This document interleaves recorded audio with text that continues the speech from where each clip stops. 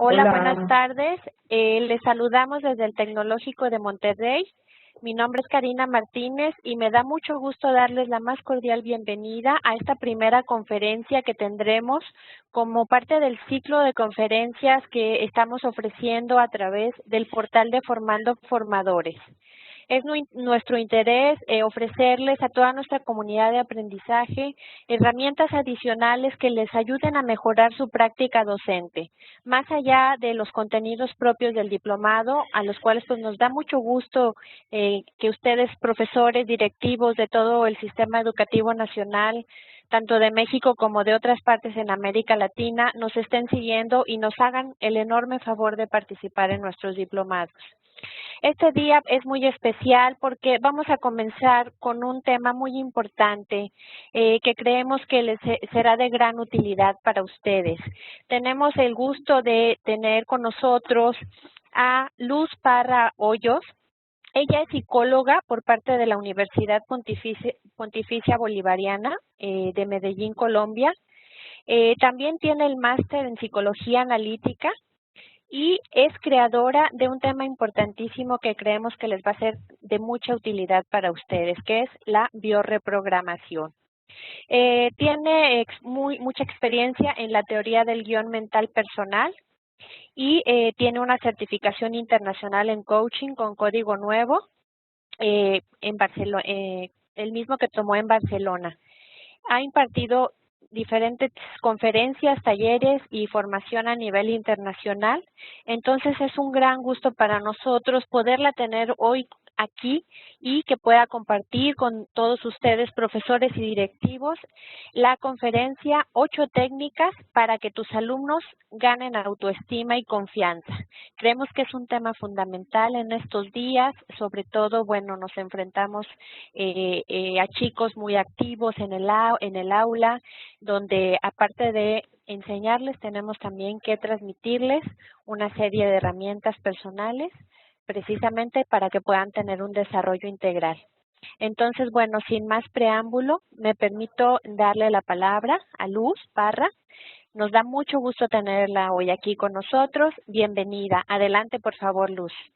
gracias, muy buenas tardes y buenas noches para los que están en España, que también sé que hay gente acá que nos está escuchando. Muchas gracias. Pues yo no voy a decir mayor cosa acerca de mí, voy a hablar, aparte de las 8 técnicas, pues voy a hablar un poco de lo que es la bioreprogramación.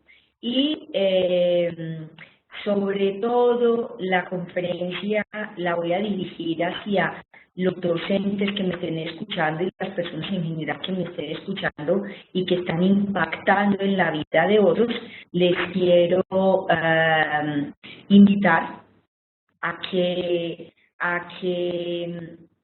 se toquen a sí mismos, porque más bien lo que yo quiero hacer es como hasta dónde nosotros estamos afectados, a dónde fuimos afectados por profesores, ya que todos los docentes y todas las personas que enseñamos o que queremos transmitir un conocimiento cada día hacia niños, hacia jóvenes, hacia adultos, hacia quien sea que lo estemos impartiendo, pues estamos impactando la vida de esa persona. Entonces, para impactarla, pues la vamos a impactar mucho desde nuestra propia experiencia, desde nuestro propio mapa, como se dice en programación neurolingüística, desde mis creencias, desde lo que hay en mí.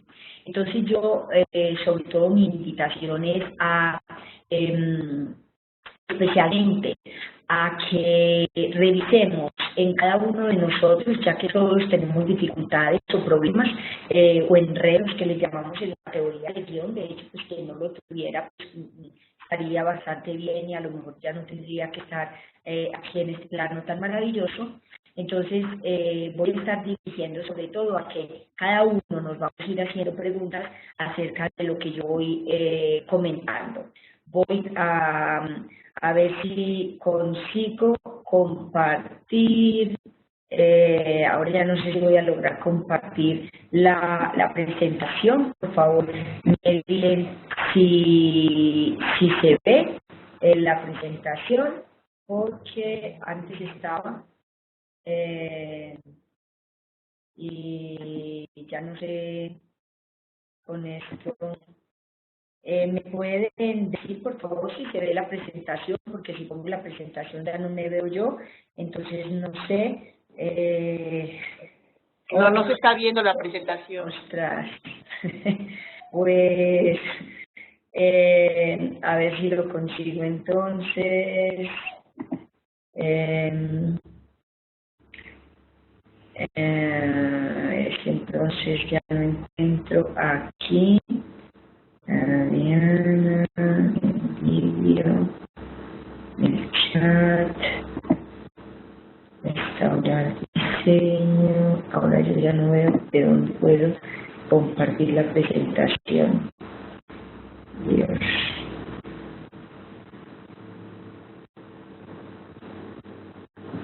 En mi escritorio, compartir presentación, me están diciendo aquí mis ayudantes, pero mi escritorio, arriba sí, pero es que yo ya no tengo el menú, arriba no me aparece. Y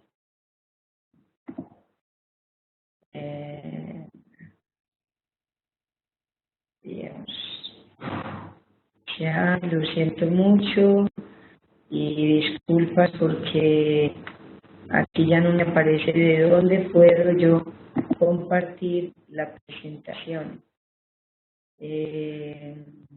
No.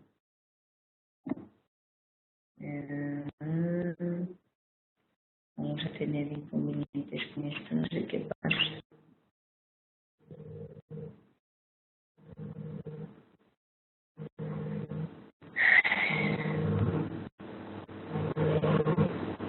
Compartir mi escritorio.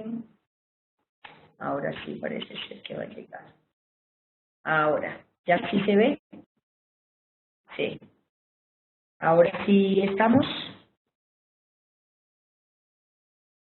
Ok. Sí, ahora sí lo estamos Muy viendo. bien, muchas gracias. Bien, entonces yo les voy a hablar de las 8 técnicas para que los alumnos ganen autoestima y confianza, y para empezar hablando de ello, porque me imagino que habrá bastantes preguntas, una de las cosas a las que los profesores, a los docentes se enfrentan cada día, están niños con déficit de atención, con el llamado TDA o TDAH, déficit de atención con hiperactividad.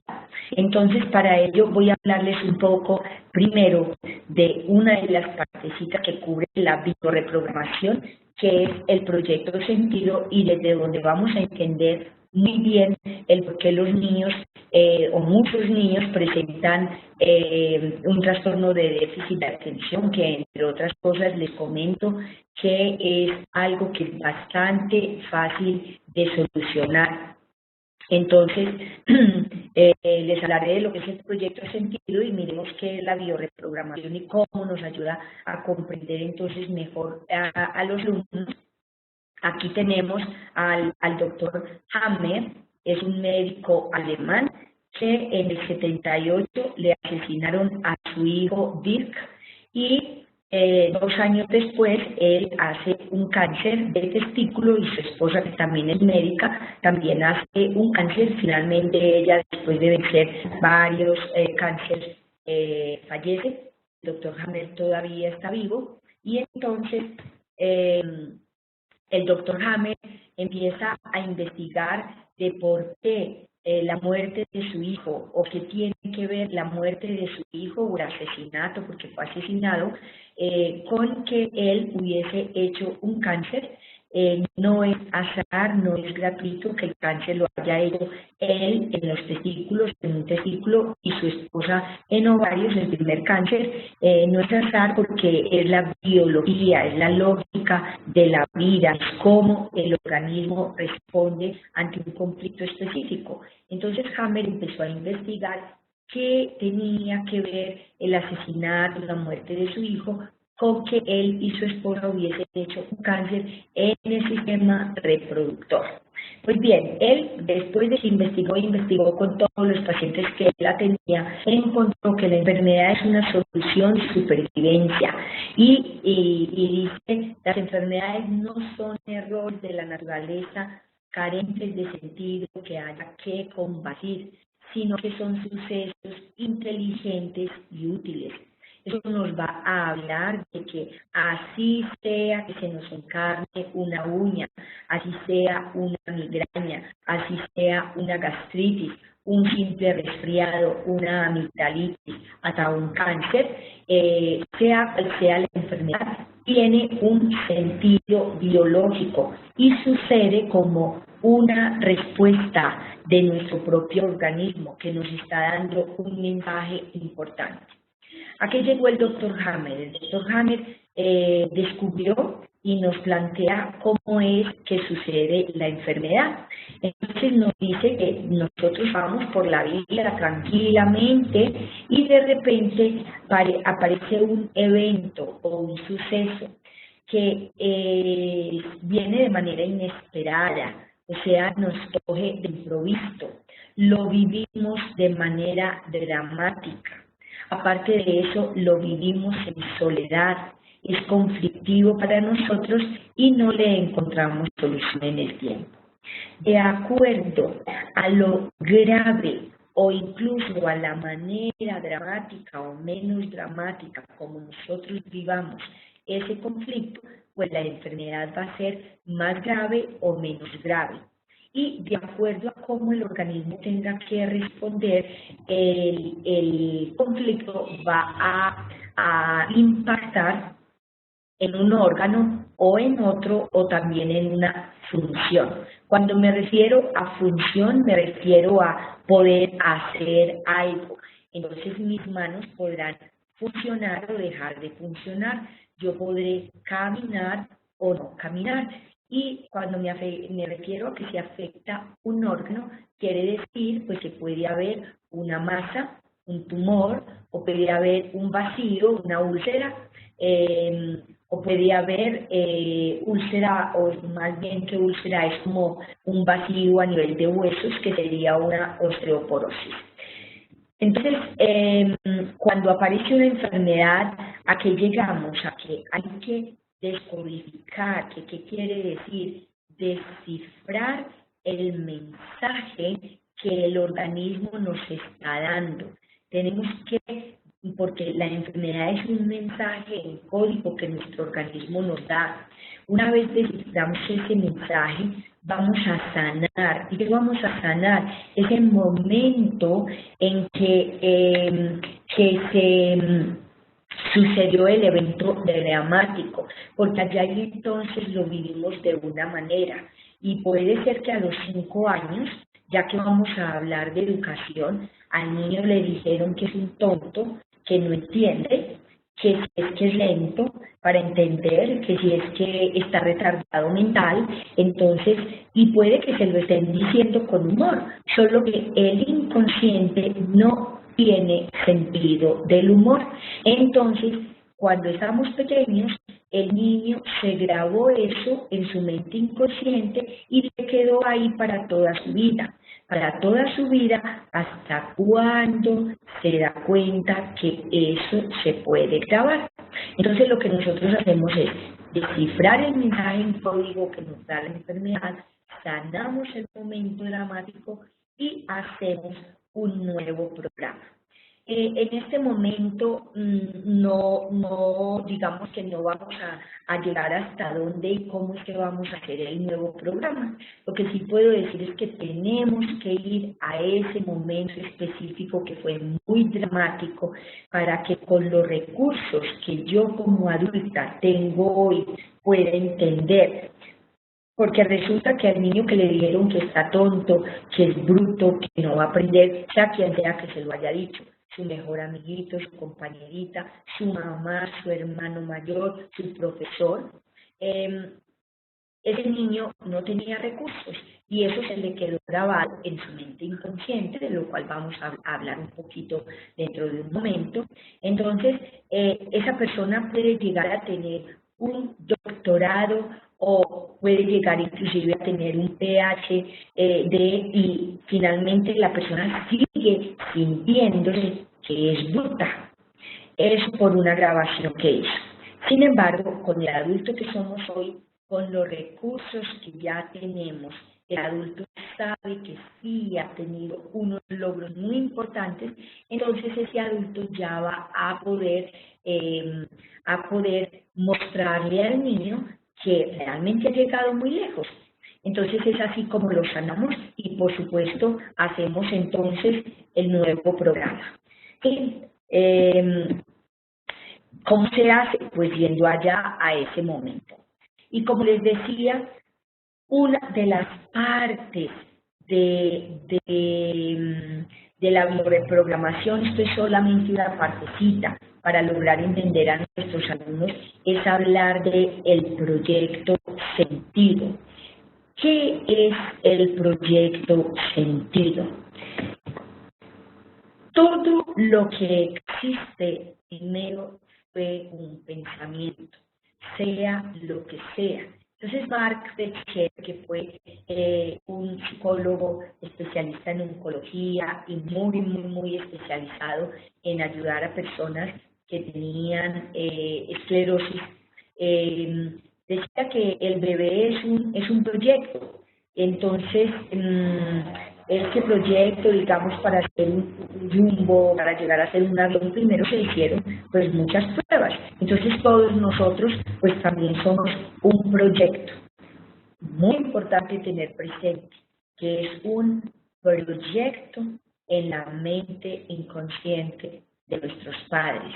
Hay muchos que son, digamos, más afortunados que también los desearon y los planearon a nivel consciente. Sin embargo, muchísimos de los que somos de mi generación e incluso de la generación siguiente, hay muchos que también no hemos sido planeados de manera consciente.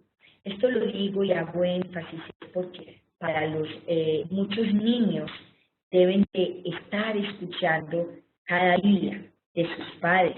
Aún hoy día deben de estar escuchando de sus padres que fue un accidente.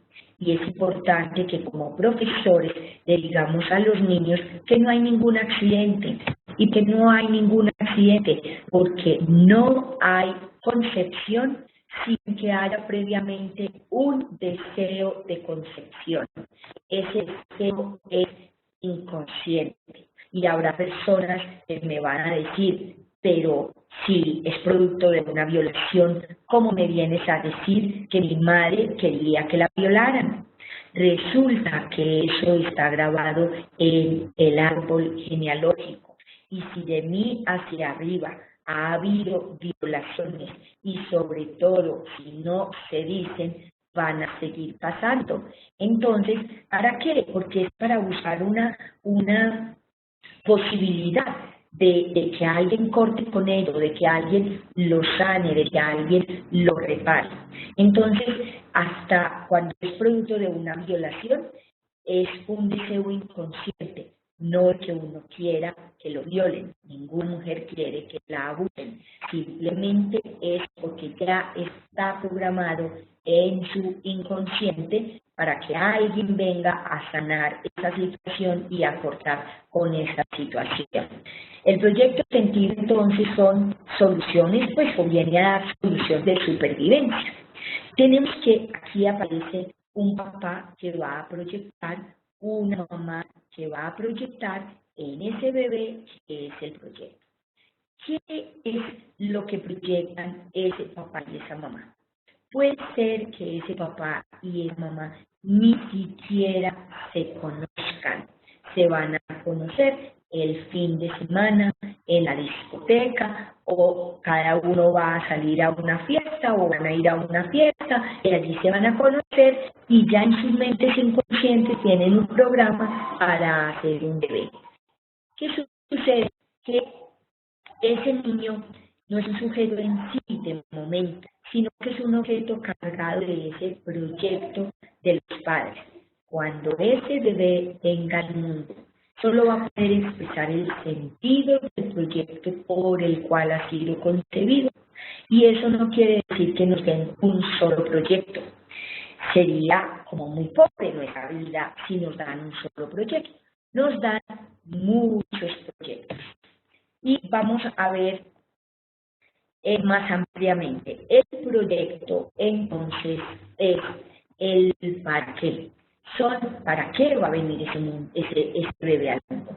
Son los pensamientos y las vivencias de nuestros padres desde 9 meses antes de la concepción, más lo que pasa en el momento de la concepción, más lo que sucede durante la gestación, más lo que sucede durante el parto. Les voy a decir, ya que vamos a hablar mucho de amor propio, a mí me gusta más decirle amor propio que autoestima, porque llega más, a mí me parece que llega más el amor propio, cuánto me quiero.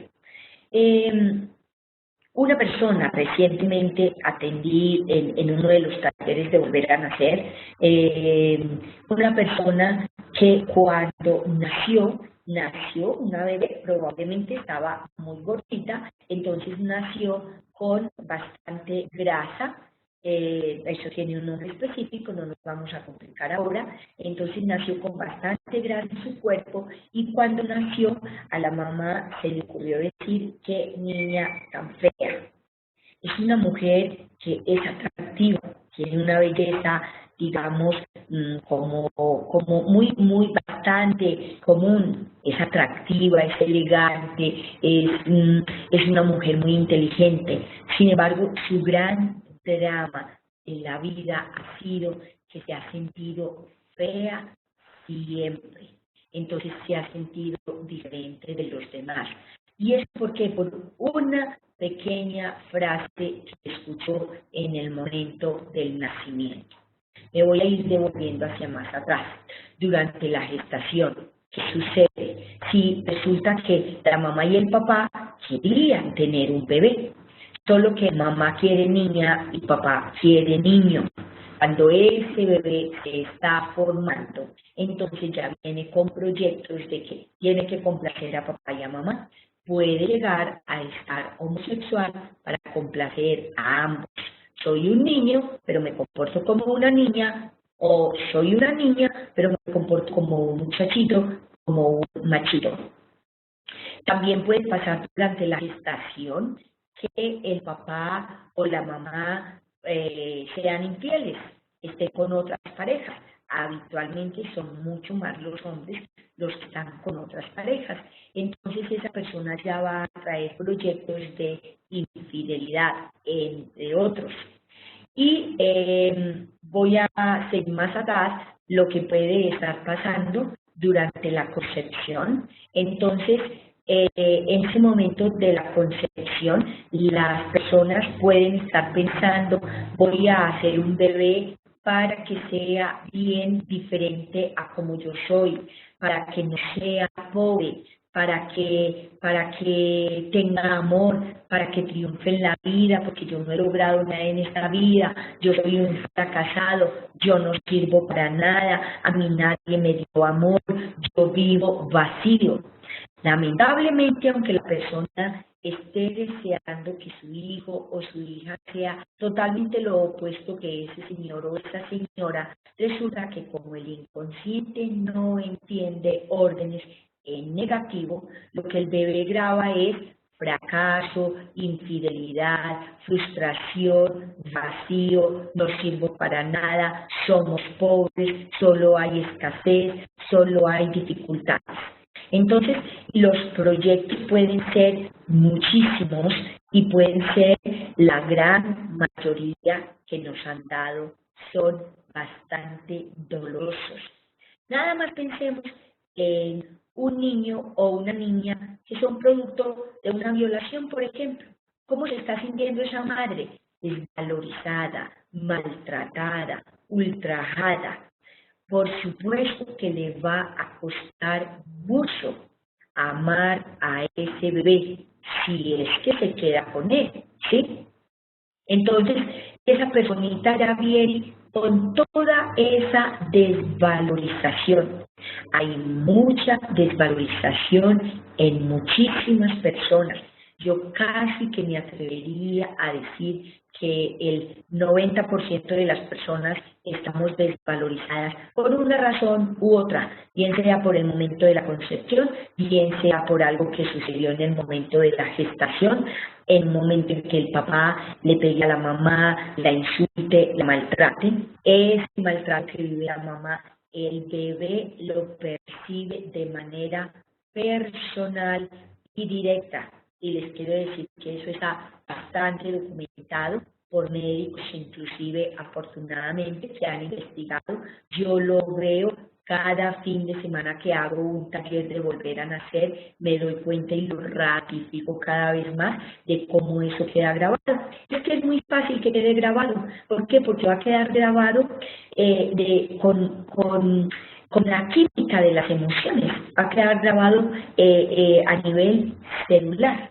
Entonces, después lo único que va a pasar es que entonces le vamos a dar el sentido que le demos a todo eso, que es la interpretación que yo le doy a esos para que de manera inconsciente me hicieron mis padres.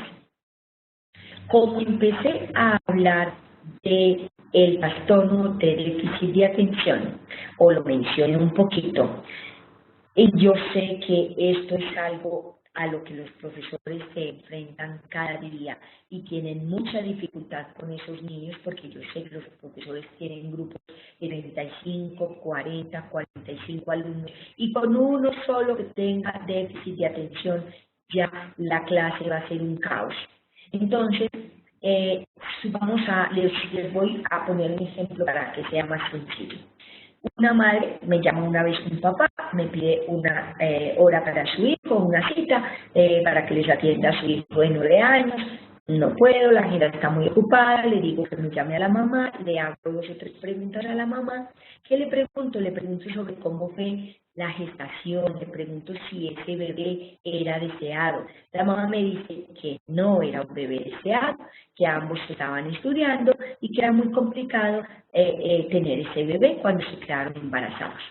Yo le doy una serie de sugerencias a la mamá, que es que le hablen al niño y que le cuenten por la noche, mientras está en la primera fase del sueño, que le expliquen que cuando él llegó, ellos no estaban preparados, que lo sienten mucho, que se disculpan y que ellos después sí lo aceptaron. Yo les digo que hagan eso en un periodo de tiempo mientras yo los puedo atender en la consulta. ¿Qué es lo bonito? Que mientras ellos hicieron ese ejercicio, o sea, mientras yo los pude atender, ellos hicieron eso y el niño dejó de pedir en el colegio. Cuando yo lo atendí, entonces ya la mamá me contó completamente la historia, me dijo que el papá estaba haciendo la carrera universitaria, que ella estaba recién empezando un trabajo, no podía tener al bebé. Entonces inicialmente el papá le dijo, no, yo no quiero que tengamos ese hijo. Ella se puso muy triste, sin embargo una semana después él ya lo había reflexionado y le dijo, no, vamos a seguir para adelante con el bebé, sigamos adelante, solo que entonces mejor te vas a vivir donde tus padres. La chica se va a vivir a casa de sus padres pasan 6 meses sin dirigirle la palabra. Y la hermanita menor de esta mujer la humillaba cada día que ella estuvo en su casa. Por lo tanto, ¿qué interpretó ese bebé? Lo que la mamá pensaba y sentía, que qué problema tan grande estar embarazada, que era un encarte, que era una situación muy difícil. Sobre todo el niño interpretó que él representaba un problema. Después, ¿qué hacía? Ir causando problemas. Bien, voy a ir avanzando. Wow, esto se detuvo. Bien, entonces el efecto que eso tiene es que va a determinar y condicionar de manera profunda y fundamental toda nuestra vida hasta cuando nos demos cuenta de ello.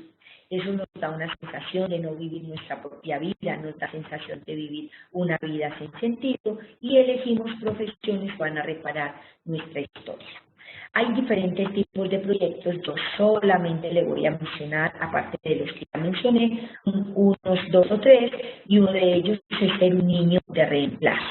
¿Qué quiere decir? Un bebé muere, bien sea porque los padres tuvieron un aborto, provocado o no, o muere justo cuando nace, o pocas horas después de nacer, o alguien del clan que era muy importante muere. Hacen un bebé para reemplazar a esa persona que muere y entonces ese bebé va a ser supremamente triste, va a tener un conflicto de dualidad, yo soy yo o soy el que murió. Va a ser una persona que va a decir, yo no entiendo por qué yo soy triste, tengo todo en la vida, sin embargo estoy triste. Otro proyecto es ser un bastón para la vejez. Vamos a hacer un niño o una niña para que nos cuide cuando estemos mayores.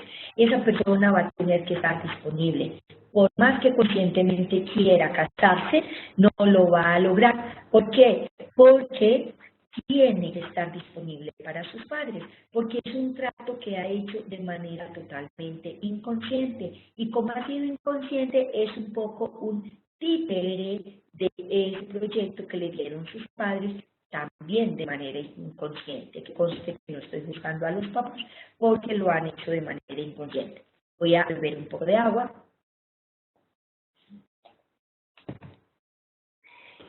Otro de los proyectos es ser salvador.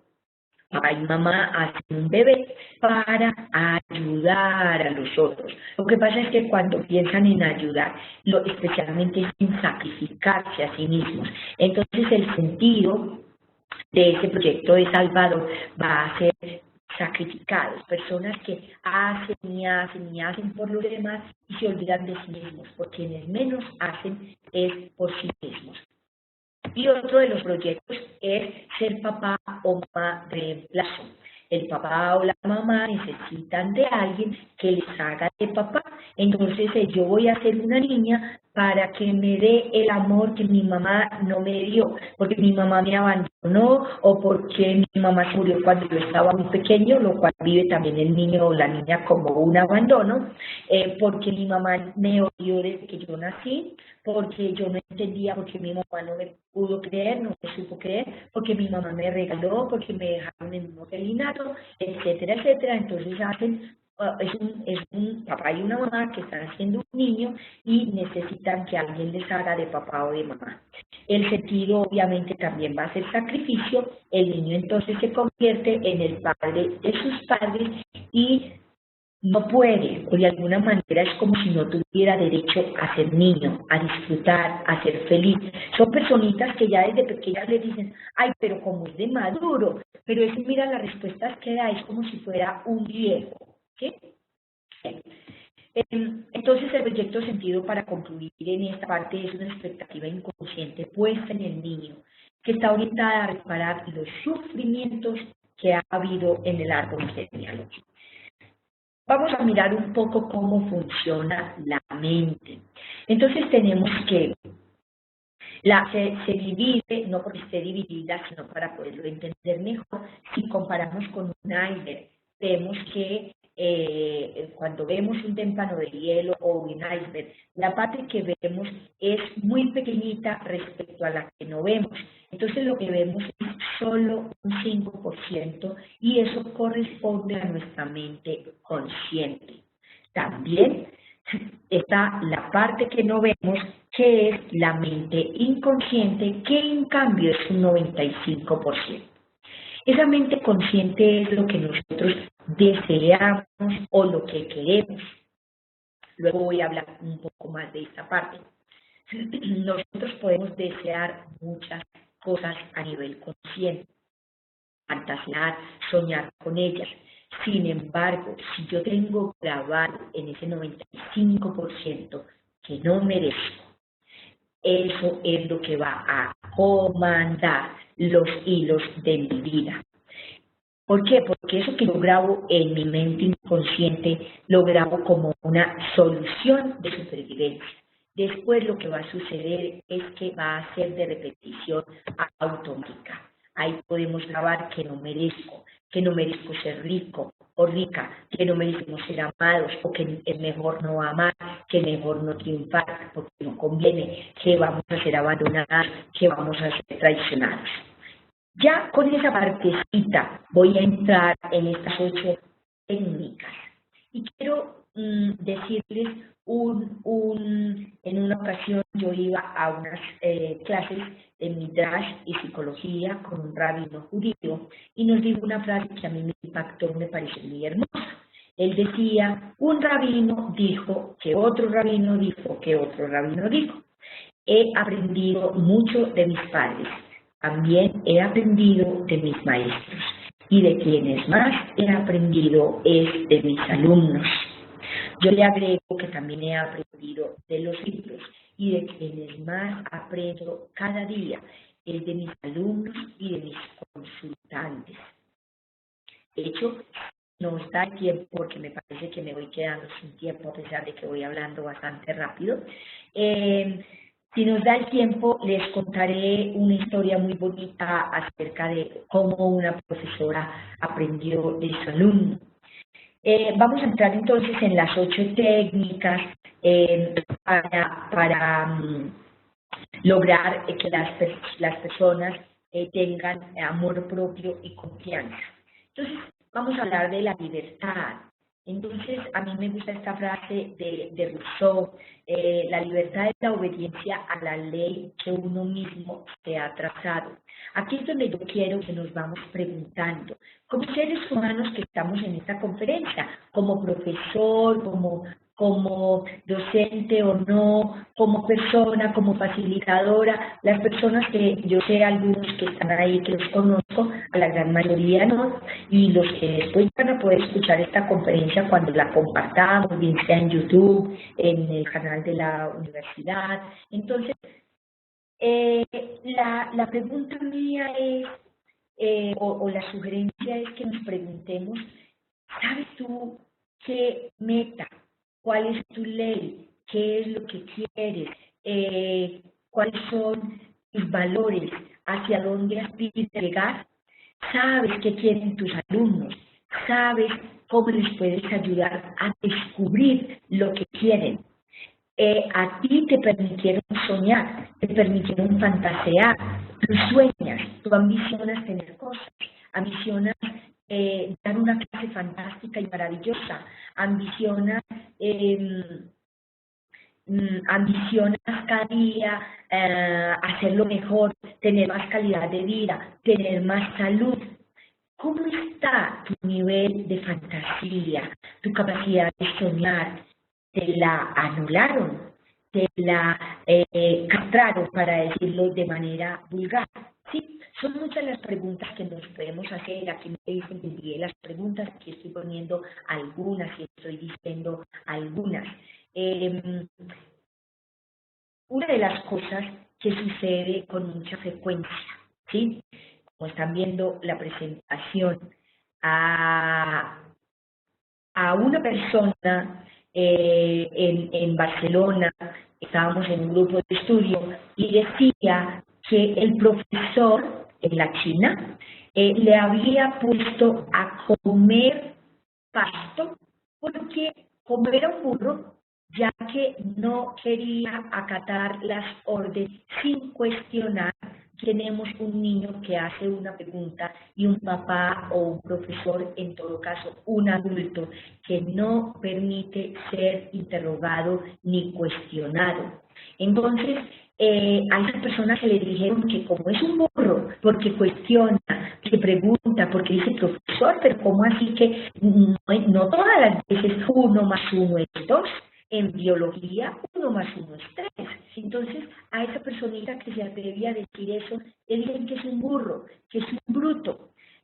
Una profesora me decía de una descalificación que le hacían a un niño y era que le decía algo así como, yo dejé de criar vacas en mi casa para venir a enfrentarme a este ganado de aquí. Entonces, yo me imagino que muchos de los profesores de hoy en día, de hecho, si son profesores, es posible que estén reparando una historia en su clan, de un papá que no pudo estudiar, de una mamá que fueron analfabetas y se sintieron súper mal por eso, que no pudieron acceder a un puesto por ello. Entonces, muchos de los profesores y muchas de las personas que están escuchándome, es posible que hayan escuchado cosas como estas, es posible que hayan escuchado cállate, y si es un niño de 5 años y está viendo a una persona que mide 1,80 o 1,70, es como si viera a un gigante de 5 metros que le está diciendo que es un bruto, que no va a llegar a ninguna parte, que ni sueñe, no se lo imagine, que como son pobres, tienen que quedarse pobres toda la vida, porque esto es lo que le pasa a los pobres, es que vamos a seguir siendo pobres toda la vida. Entonces, hagámonos esas preguntas. ¿Qué descalificaciones escuchamos? Entonces, yo les decía ahora, pueden soñar. Aquí tengo unas imágenes de James Rodríguez, también podría haber colocado a una del chico que recibió la Copa del Mundial, que terminó recientemente en junio o en julio, de un chico que tenía en su camiseta que él era campeón, siendo un niño por ahí 7 u 8 años, él soñaba con eso, él fantaseó con esa idea y finalmente a sus 22, 23 años está recibiendo la Copa del Mundo del campeón o del equipo campeón en la Copa de Fútbol. Aquí pues vemos a James de niño y probablemente contestando cuál es su sueño, y luego lo vemos ya jugando más adelante en la selección Colombia y finalmente ahora está en la selección Madrid. Tenemos una niña que está soñando con ser médica. Ojalá nadie le diga a un niño que no sueñe. Ojalá que ningún profesor se le ocurra decir a un niño que como es de un barrio popular, que como vive en un tuburio, yo no sé cómo se le dice en México, sé que en Brasil se le dice chabola a las casas que se hacen de cartón o de latas o de el que la persona encuentra en la calle. Ojalá no le digan a un niño que es que como es de color, es negrito, no puede aspirar absolutamente a nada, que mucho menos a ser un astronauta, que como tiene una limitación física no va a llegar lejos. Ojalá nadie le anule la creatividad a una niña cuando pinta y cuando hace un dibujito que le parece divino, su obra de arte, y llega alguien y le dice que es eso tan feo, que ese caballito, que cuál caballito, si es que tiene una oreja más grande que la otra, que es que no está perfecto, porque van a crear bastantes dificultades para su vida. Entonces, a usted, persona que me está escuchando, amigo, amiga, docente, te permitieron soñar, ¿está usted animando a sus alumnos a fantasear? Yo les quiero contar que cuando yo estaba haciendo la carrera, yo estudiaba y trabajaba a tiempo completo. Trabajaba en una clínica como auxiliar de enfermería y a veces estaba haciendo la carrera de psicología. En una ocasión se me ocurrió, en un turno por la noche, hablando con una compañera, llegamos en la conversación y yo le dije, cuando yo termine la carrera, me voy a ir a Alemania a hacer un máster. Esa persona me dijo, soñar no cuesta nada. Yo les cuento que vivo absolutamente agradecida con esa persona. ¿Por qué? Porque fue difícil o fue más bien con mucho esfuerzo que hice la carrera, porque a veces tenía que salir de un turno en que había trabajado desde las 7 de la noche a las 6 de la mañana, y no era hasta las 7, pero nos daban permiso de salir una hora antes, tenía que ir a la universidad. Entonces a las 6 de la mañana yo tomaba un taxi, me iba para la universidad, hasta las 2 de la tarde tenía clases, a veces llegaba tan cansada de haber trabajado en el servicio de urgencias toda la noche que no conseguía dormirme. Entonces a veces decía, pero qué afán tengo yo de terminar la carrera, yo puedo coger menos asignaturas, puedo ir más despacio, no tengo que ir al ritmo de mis otros compañeros que solamente estudian. Y de repente yo escuchaba la voz de mi compañera que decía, soñar no cuesta nada. Y yo decía, para atrás ni para coger impulso, sigo para adelante. Por lo tanto, yo vivo muy agradecida con esa compañera. Sin embargo, tengamos presente que yo era una adulta, no era un niño. Si a un niño le dicen que soñar no cuesta nada, se lo puede llegar a creer. Por eso la gran mayoría de personas que nacen en una situación de pobreza y de escasez, como ya grabaron, que son pobres, porque ese es el proyecto sentido, o uno de los que le transmitieron sus padres, si además se les dice que no va a llegar a ninguna parte, pues con mayor razón. Entonces, en cambio, si animamos a la persona puede que al principio piense que no lo va a hacer, luego piense que no debería hacerlo, luego dice, si le animamos, si le decimos, claro, es que tú puedes, tú lo vas a lograr, dice, hombre, lo voy a intentar, y luego va a preguntar, ¿cómo puedo hacerlo? Yo voy a intentarlo, luego dice, lo puedo hacer, luego dice, lo haré, lo hice. Y no sé si la tengo más adelante, no me acuerdo, en todo caso, Henry Ford decía, tanto si piensas que puedes como si piensas que no puedes, estás en lo cierto. Entonces, para volver a este primer punto, libertad. Realmente tenemos unas metas, realmente estamos apoyando a los alumnos para que tengan su propia meta y se hagan sus propias leyes. Lo segundo es amor. ¿Cómo nos vemos a nosotros mismos y cómo nos ven los demás? Habrán visto, es probable, porque yo sé que se presentó en varios países, la telenovela de Betty la Fea. Y aquí tenemos en la mitad a Betty la Fea, que realmente es una mujer absolutamente hermosa. La vemos al lado, es supremamente hermosa. Sin embargo, pues el drama que nos mostraron en esa novela es el drama de muchas mujeres y también hombres. Lo que pasa es que los hombres suelen estar más convencidos. Entonces, las mujeres que se sienten feas, que se sienten menos dignas, menos merecedoras, es cómo estamos nosotros animando a los niños a que se quieran. Lamentablemente, desde la religión sobre todo nos han enseñado a que no nos podemos querer, a que no podemos ser vanidosos, a que no nos podemos ver lindos o lindas.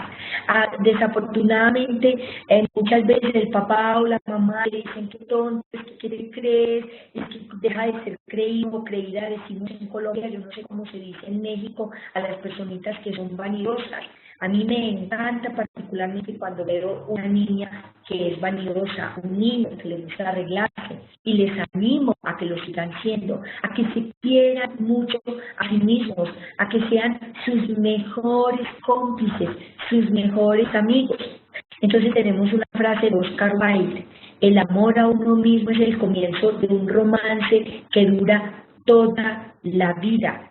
Si le ayudamos a los niños a que se quieran a sí mismos. ¿Cómo? Haciéndoles caricia, diciéndoles que son valiosos, que son importantes.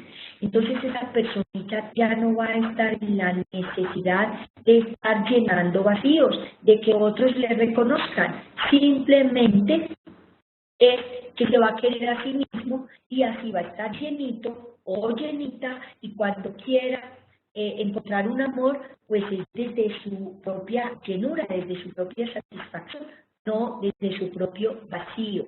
Entonces, a todas las personas que me están escuchando, ¿cómo se ven a sí mismas? ¿Cómo se tratan? ¿Cómo se miran? ¿Qué cosas se dicen?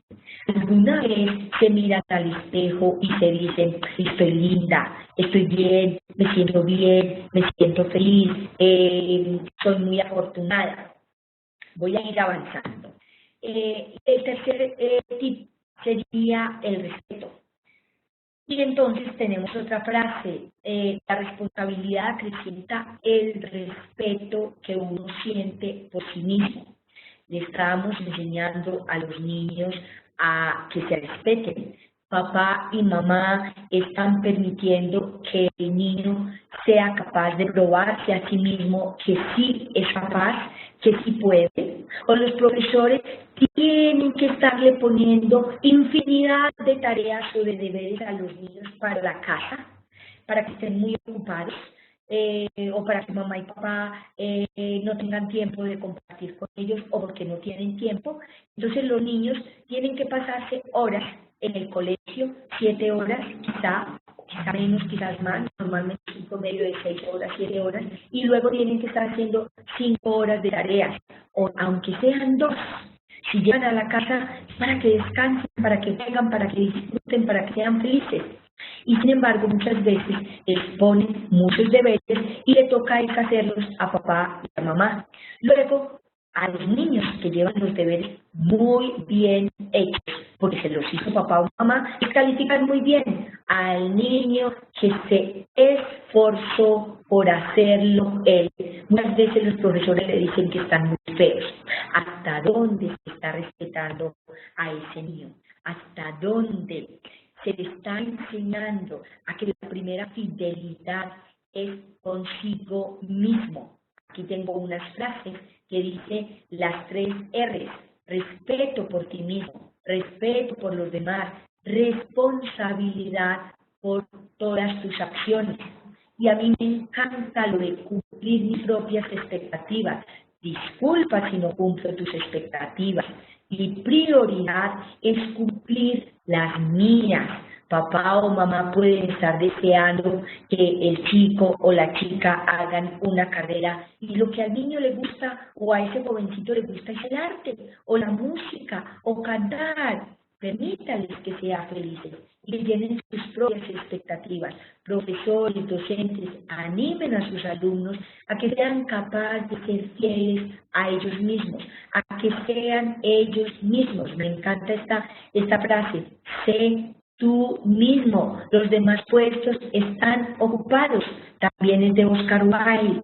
¿Sí? Ocupémonos en ser nosotros mismos, fortalezcámonos. Y les quiero decir cómo recordamos cada uno de nosotros a nuestros profesores. Y a ti, profesor, que me estás escuchando, ¿cómo quieres que te recuerden tus alumnos? Una amiga me decía hace poco en Barcelona: ¿cómo te parece que fui a una fiesta y vi a una profesora mía desde la primaria, cuando yo era pequeñita? Y yo la saludé, es una chica que es supremamente extrovertida, alegre, vive muy feliz, es un ser muy bonito, muy sano. Y entonces me dice, y yo le dije a mi profesora, se lo dije tranquilamente, le dije: ay, usted me hacía comer jabón cuando yo estaba en la escuela. La profesora se sintió fatal, por supuesto. A mí me encanta. Yo tengo unas profesoras que recuerdo con mucho amor, y aunque una de ellas me daba una asignatura en la universidad que no me gustaba, puedo decir es una de las mejores profesoras que yo he tenido y siempre la voy a recordar. A otra profesora, cuando es la biología, no me gustaba mucho y me parece la mejor profesora, es excelente. También en primaria tuve profesoras excelentes. Si tengo tiempo, voy a contarles una historia de una profesora. Entonces, mi propuesta es: a ti te respetaron, tú ahora respetas a tus alumnos, te tratas bien, quieres que te recuerden como su mejor profesora, como su mejor profesor. Vamos a hacerlo. Aquí tenemos un profesor que es muy amigable, que es cercano a sus alumnos, que no tiene que tener una barrera, y unos niños que dicen mi seño o mi profesora preferida. En cuanto al respeto, en Mafalda a mí me fascina en todo: comprensión y respeto es lo importante para convivir con los demás, y sobre todo, ¿sabes qué? No creer que uno es mejor que nadie. Por más, de hecho, como psicóloga, a mí no me gusta tener un escritorio en medio entre mi consultante y yo. Tampoco le digo paciente, pues porque es que es una persona que tiene muchos recursos y tiene todas las posibilidades de sanarse a sí mismo, por lo tanto, pues yo no estoy en el lugar del saber, yo estoy igual que el otro. Entonces, hasta dónde nos estamos respetando a nosotros mismos y hasta dónde estamos respetando a los otros. Otra de las cosas es las caricias. Ahora les decía, les mencionaba unas descalificaciones. Cuando se le dice a los niños, a los amigos, a las demás personas que es un bruto, que es un tonto, que no sirve para nada, es lo opuesto de la caricia. Las caricias son absolutamente importantes y Eric Berne, que es reconocido como el padre del análisis transaccional, lo describió como todo estímulo dirigido por un ser vivo hacia otro ser vivo intencionalmente y con posibilidad de respuesta.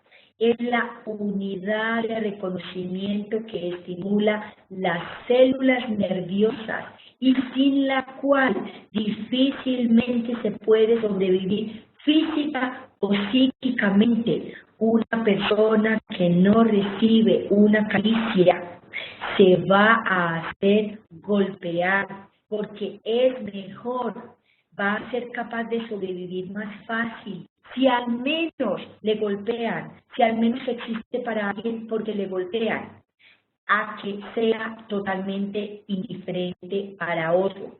Entonces, ¿hasta dónde nosotros fuimos o recibimos caricias? Toda persona necesita de estímulos para satisfacer el hambre de reconocimiento. Todos necesitamos ser vistos, ser reconocidos. Esto es indispensable en el aspecto físico y psíquico. Esta persona, este fin de semana yo estaba en Bogotá haciendo el taller de Volver a Nacer.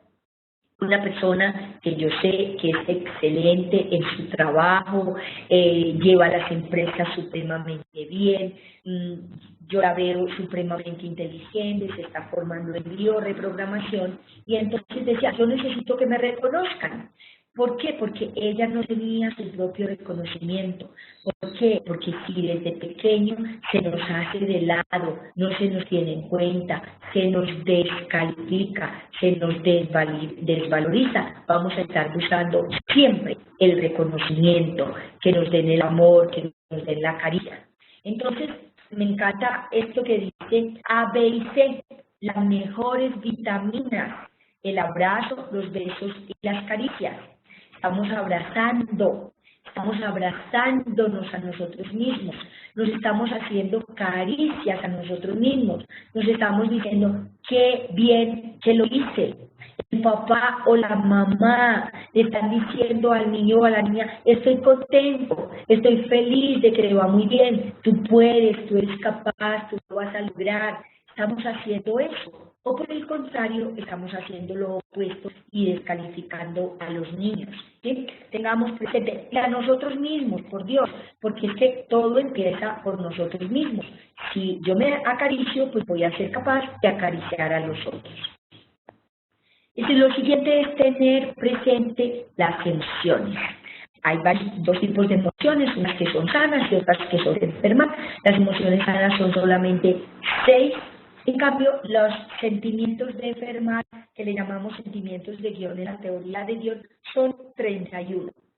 Con permiso, me voy a hacer una caricia y voy a tomar agua. Entonces, tenemos que las emociones sanas funcionan como una dupla, como un par, con un polo positivo y un polo negativo. En el polo positivo tenemos la seguridad y en el polo negativo el miedo. Es lo primero que necesitamos para sobrevivir, sentirnos seguros, tener seguridad.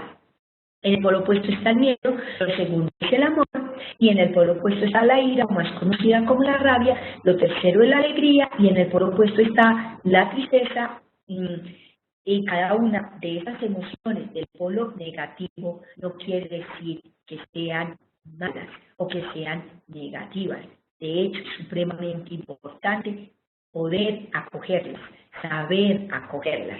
Entonces, son, como vemos, 3 placenteras y 3 displacenteras y funcionan como una dupla. En cuanto al amor, ¿hasta dónde somos capaces de amar a los otros? Hay personas, como este fin de semana en el taller de Volver a Ser, había un par de hermanas y otra persona también me decía, la otra persona me decía, ahora entiendo por qué mi mamá nunca ha amado a mi hermana, a la que estaba antes de ella. Resulta que ella tenía 6 hijos y tenía que estar trabajando. Por supuesto que estaba súper encartada de que cuando llegó la hermanita anterior, su bebé anterior tenía solamente 16 meses.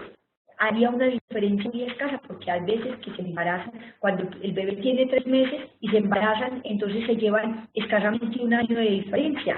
Entonces, ¿hasta dónde nosotros somos capaces de amar, somos capaces de demostrar el amor y somos capaces de darnos el amor hacia nosotros? Cuando nos estamos amando, pues nos sentimos en seguridad. Ante el miedo, lo que debemos hacer es proteger. Una persona tiene miedo, es importante que nuestra pareja, así sea un hombre, así sea mi papá, así sea que tenga 70 años, así sea que tenga 40, así sea que es un niño, si tiene miedo, da igual a lo que tenga miedo, da igual, puede ser que tenga miedo a las cucarachas o a una abeja o a lo que sea, acojamos ese miedo, esa emoción y digamos, tranquilo, tranquila, aquí estoy yo, te voy a proteger, te voy a cuidar. Entonces, ante el miedo damos protección. Ante la tristeza vamos a dar comprensión, perdón, ante la rabia vamos a dar comprensión. Si es rabia hacia nosotros mismos o hacia una situación y no podemos sacar la rabia hacia la otra persona, podemos expresarlo con patada al piso y puñetazo al aire. No se lo tenemos que dar a la puerta ni a la pared porque nos vamos a hacer daño. Podemos coger un cojín y golpear. Le podemos decir a ese niño o a esa niña, entiendo que tengas mucha rabia, te comprendo, y le podemos invitar a que golpee con un cojín para que saque toda la rabia que tiene, porque si no se le permite expresar la rabia, va a aprender a tragarse todo y se va a enfermar, probablemente va a ser amigdalitis, va a ser problemas de bruxismo, diferentes enfermedades o se va a resentir. Entonces es importante que nosotros nos permitamos expresar nuestra rabia sin agresividad, que es muy diferente, que podamos expresar entonces la rabia, decir, tengo mucha rabia contigo, por esto, por esto y por esto. El profesor también le puede decir al niño, me da rabia contigo, porque tú eres inteligente y tú puedes, tú eres capaz, y preguntarle, ¿qué es lo que te pasa? Ante la tristeza vamos a consolar, así sea como si ahora nuestra pareja, así sea el hijo, así sea la mamá, quien sea que esté triste, le vamos a consolar. Yo entiendo que hay muchas personas que no saben consolar, que se sienten impotentes y que cuando su mejor amigo, su mejor amiga, su novio, su novia, su esposo, su esposa, niño, están tristes, no saben qué hacer, entonces, tranquilo, tranquilo, no pasa nada, no pasa nada. Claro, ¿qué pasa? Esa personita, esa persona está triste y muchas veces lo único que necesita es que le digamos, aquí estoy yo, te voy a dar un abracito, cuenta conmigo, puedes llorar aquí en mi hombro y dar abrazo. Muchas veces con que tenga la boca cerrada y le dé el abrazo es suficiente. Ante el miedo, damos protección, ante la rabia, damos comprensión y ante la tristeza, damos consuelo. Profesores, por favor, aprendamos también a pedirlo. Quiero que me des un abrazo, tengo miedo, protégeme, estoy triste, acompáñame a llorar, tengo rabia, comprende. ¿Qué es lo ideal entonces? ¿Cómo vamos a manejar esas emociones? Aparte de lo que ya mencioné, lo ideal es mantenernos en las emociones placenteras, mantenernos en la seguridad, en el amor y en la alegría. Y ser capaz, tener la capacidad de sentir las emociones displacenteras, las del polo negativo, ser capaz de decir, tengo miedo, estoy preocupado o preocupada porque están despidiendo mucha gente del trabajo, me da miedo perder el empleo, me da miedo que la empresa está yendo mal, me da miedo que no he estudiado lo suficiente y no voy a aprobar ese examen. Poder expresarlo y poder pedir lo que necesitamos para cada momento, ser capaz de expresar la rabia, ser capaz de expresar la tristeza y llorar, porque no es más saludable. Cuando se bloquean estas 6 emociones sanas, vamos a entrar en los sentimientos de enredo, de guión, odio, resentimiento, envidia, lástima, prepotencia, inseguridad, angustia, ansiedad, etcétera, etcétera, etcétera. Ahora, ¿cuáles son las grabaciones inconscientes que nosotros tenemos? ¿Qué hemos grabado? Recordemos que además, como dice en esta frase, el cerebro no busca la verdad, busca sobrevivir, sobre todo nuestra mente inconsciente, independientemente de que sea verdad o no lo que le dijeron, independientemente de que el niño sea capaz de armar el rompecabezas o puzzle. Resulta que hay un niño que está armando un puzzle que es para niños de 8 años y el niño tiene 4 o 5 y en un momento dado le dicen el niño no ha podido y el papá, la mamá, el profesor le dicen, es que eres tonto, no eres capaz. Ese niño en su vida se va a volver a atrever a armar un puzzle porque interpretó que no es capaz, no lo va a volver a intentar. Entonces, hasta donde nosotros hemos grabado diferentes situaciones, limitaciones, creencias limitantes. Entonces, yo tengo aquí algunas preguntas para que nos hagamos cuáles son las creencias que nosotros tenemos para ver, primero las tenemos que descubrir, para luego saber si es el momento de cambiar el chip y por cuáles las vamos a cambiar. Entonces, antes de hacer esas preguntas, recordemos que te había mencionado, en la mente consciente, yo puedo desear la casa de mis sueños, quiero una pequeña mansión de 10 habitaciones, fantástica, hermosa, con un jardín, con vistas al mar, quiero un pequeño coche de lujo, fantástico, maravilloso, súper veloz, súper hermoso. Eso puede estar en mi mente consciente, fantástico, maravilloso.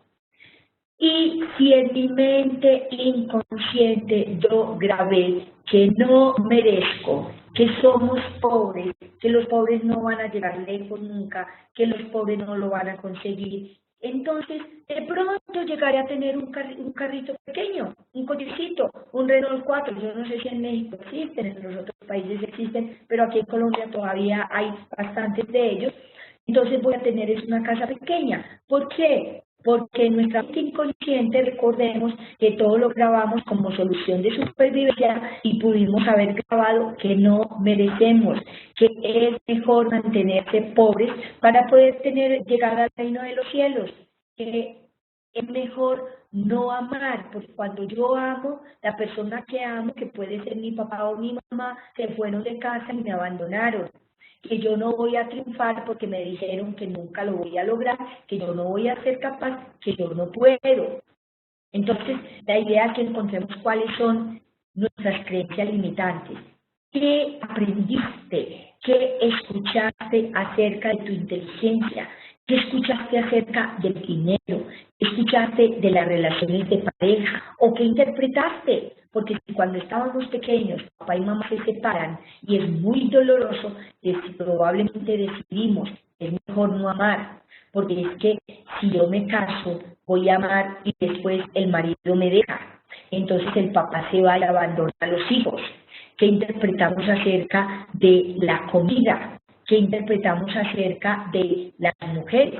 En el fin de semana, uno de los participantes, un hombre, decía: yo quiero acabar con esta soltería porque todos los hombres de mi familia somos solteros y yo ya tengo 50 años y quiero tener una pareja. Y resulta que en el proyecto Sentido, el papá decía que todas las mujeres son unas sinvergüenzas. Yo no recuerdo muy bien cuál era la expresión exactamente. En todo caso, las mujeres son malas. Y por supuesto que ese niño pequeño, ese bebé de vientre, grabó que las mujeres son malas. Conscientemente voy a desear tener una pareja. Si yo como mujer interpreté que todos los hombres son malos, que todos los hombres son violentos, que todos los hombres nos pegan, que todos los hombres maltratan, que todos los hombres descalifican, que todos los hombres abandonan a sus hijos o que son un peligro para los hijos, por más que conscientemente lo desee, si yo no me doy cuenta de cuál es la creencia que tengo, entonces pues voy a estar, como decía, como un títere de esa creencia.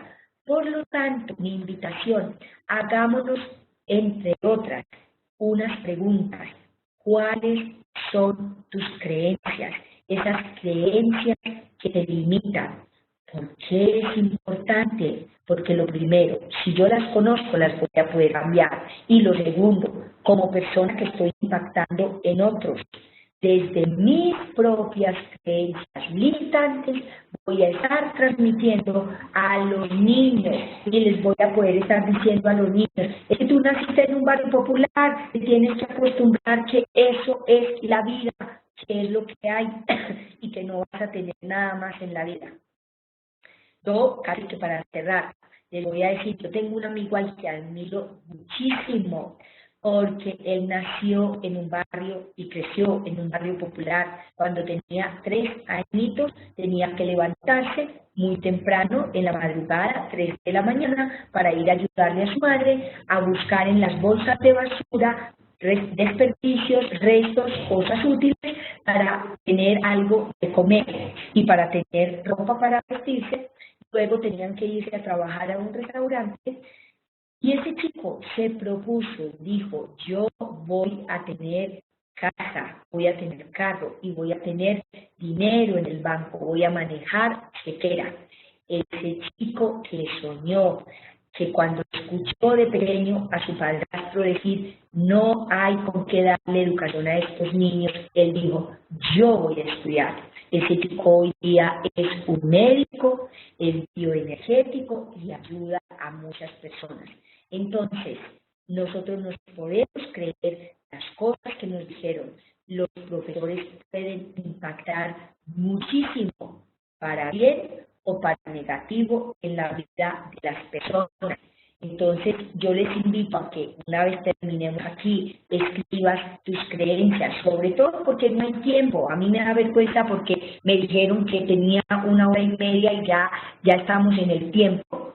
Y hay que dejar sobre preguntas, pero no me han llamado la atención, así que también me han dicho que si de pronto pues podría continuar. Yo agradezco que si tenemos que cortar lo digan. Si alguien quiere que, pues no sé, habrá un momento para preguntas dentro de un momentito.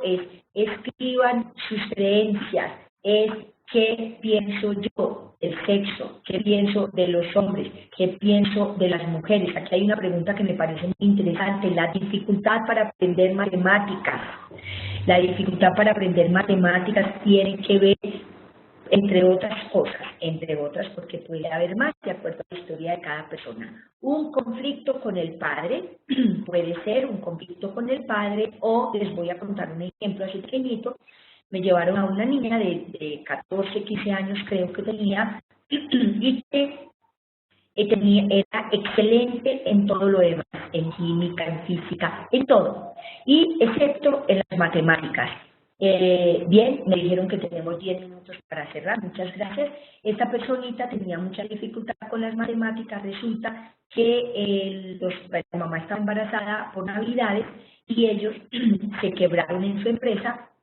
Entonces por Navidades estaban haciendo cuentas y todo el tiempo pensaban, no vamos a tener con qué traer el regalo para el niño de Reyes, no vamos a tener con qué hacer una cena de Navidad, vamos a pasar estas Navidades supremamente mal. Por lo tanto, para esa niña las matemáticas eran un factor de estrés, porque cuando la mamá estaba embarazada, pues tenía mucho estrés.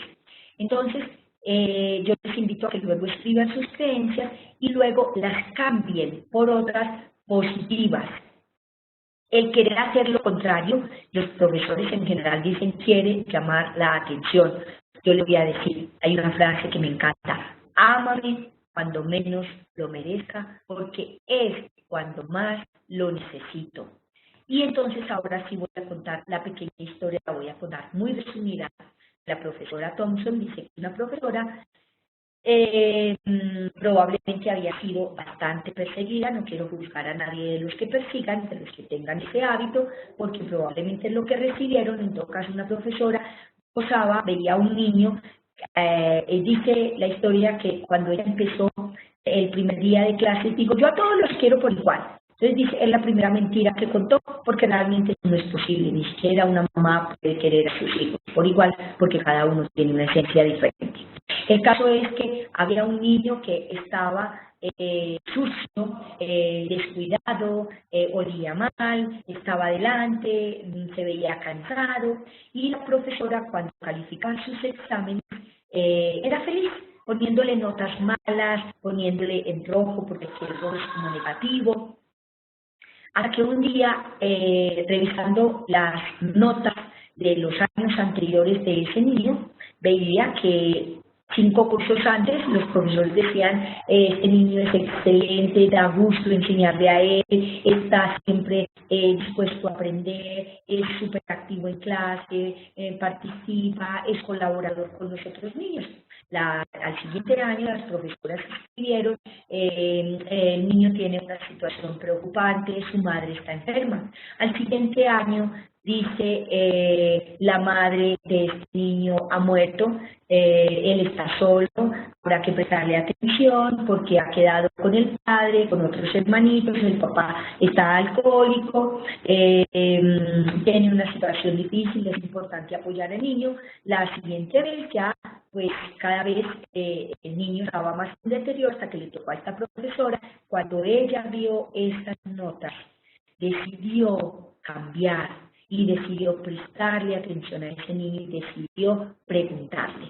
Llegó el día del profesor, todos los niños llevaron un regalo para la profesora, todos los regalos eran fantásticos, y cuando la profesora destapa el regalo del niño, que estaba envuelto en un papel periódico sucio, era una tercera parte de un perfume, contenía una tercera parte, y un brazalete que estaba viejo, usado.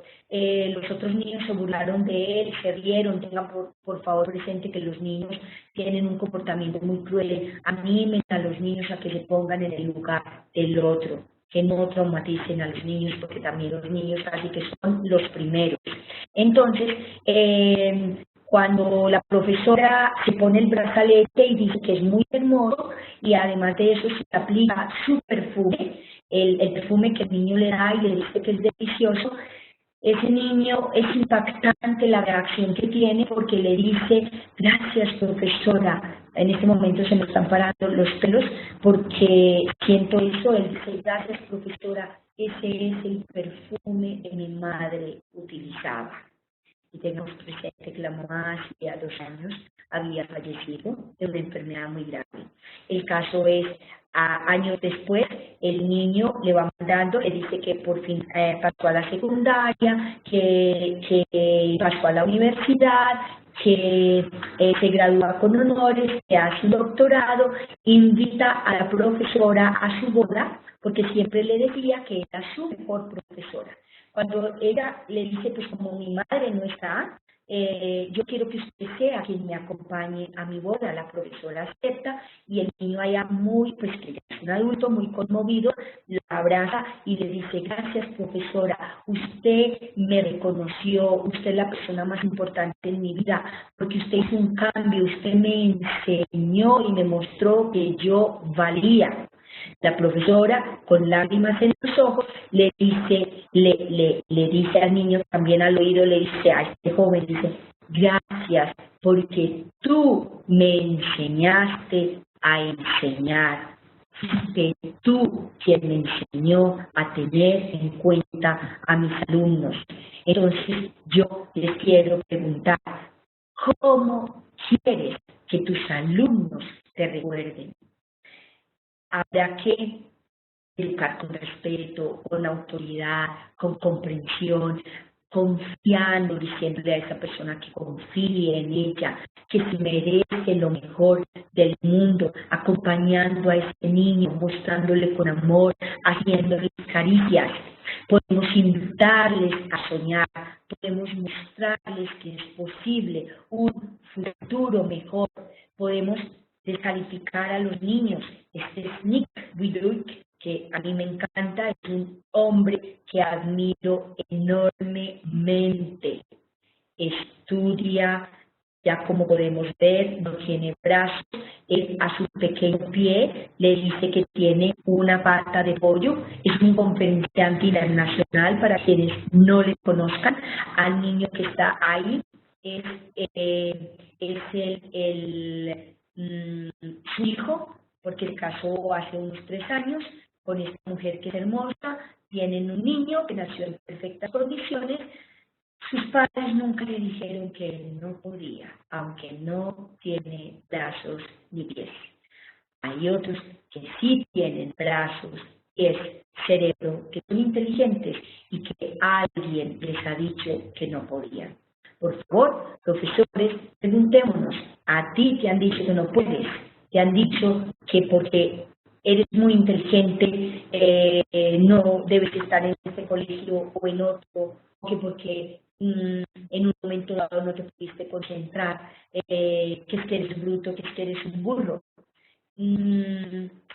Yo les invito, aquí hay una frase que también me encantó, es más fácil construir niños fuertes que reparar a adultos rotos.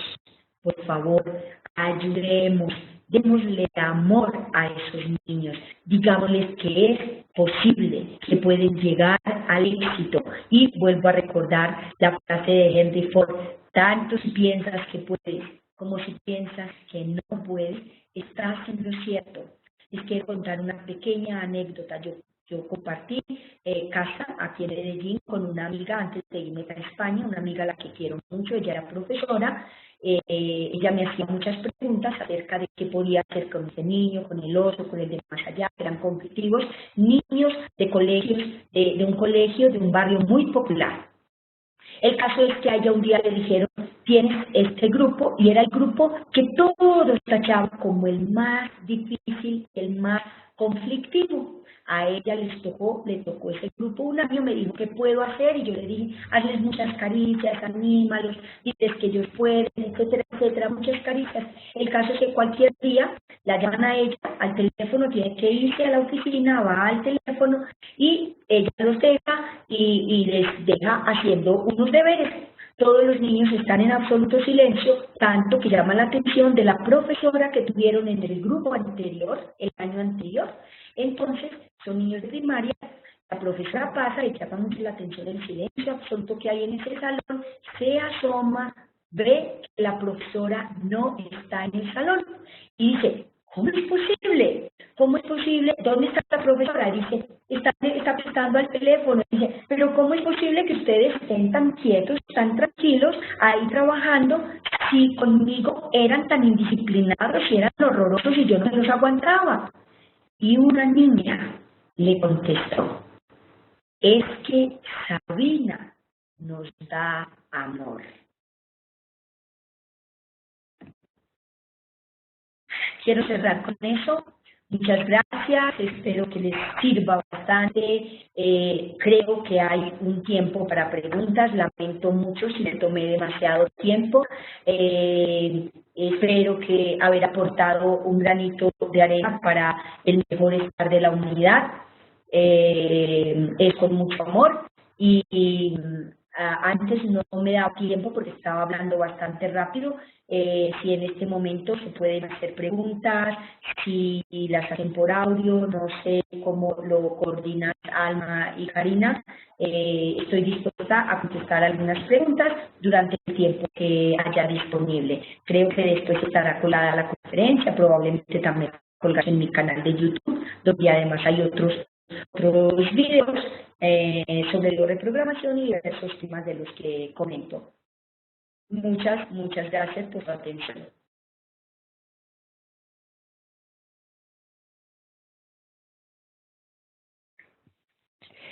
Bueno, muy bien. Desde el Tecnológico de Monterrey queremos agradecer mucho a Luz Parra por esta interesante conferencia que nos ha ofrecido el día de hoy. Tenemos varias preguntas, algunos comentarios.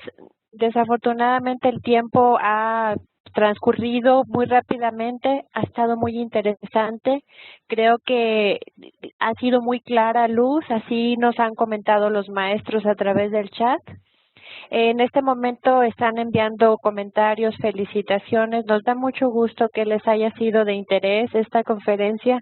El tiempo ya no nos permitirá ahora compartir las preguntas, pero igual podremos hacer un resumen y si nos ayuda Luz, podemos responderlas a través de nuestro portal.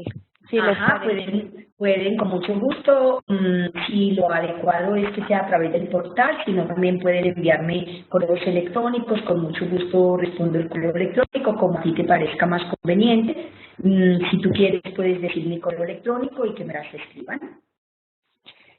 Bien, sería más enriquecedor para toda la comunidad de aprendizaje si pudiéramos tener las respuestas publicadas en el portal. Si nos ayudas, Luz, nos daría mucho gusto tenerlas ahí para que tanto las personas que las hagan como las otras que posteriormente vean la conferencia también puedan enriquecerse con las respuestas.